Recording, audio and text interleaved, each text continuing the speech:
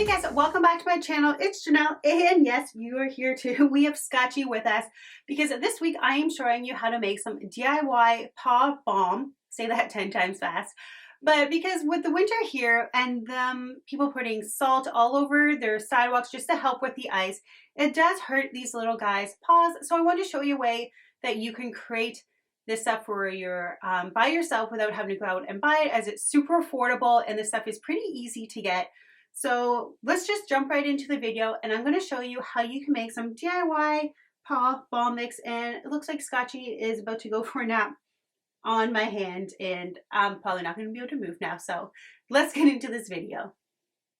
To create your paw wax, you're only going to need a few ingredients, which include some coconut oil, beeswax, some shea butter, as well as olive oil, which you don't see here, but as well as a tin that you can get at any local dollar store.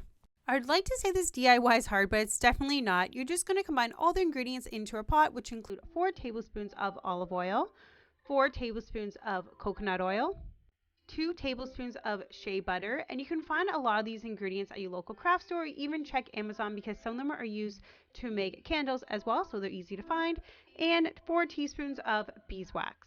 And like I said, you're just going to stir this together just on a low temperature just till everything has dissolved. Last but not least, pour your mixture into your container, which you can guaranteed find at a local dollar store, and then set it aside and wait for it to solidify. From there, you can just keep it handy for any time you want to take your little pup for a walk.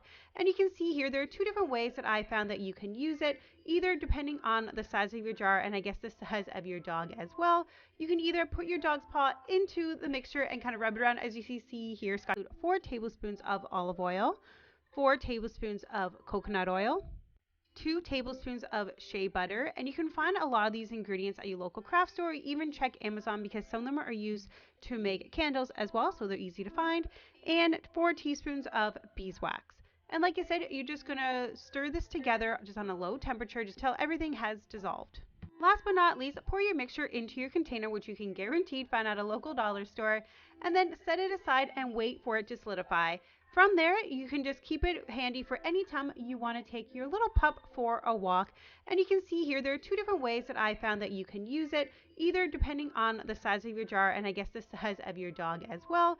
You can either put your dog's paw into the mixture and kind of rub it around, as you see here. Scotch is trying to lick my fingers.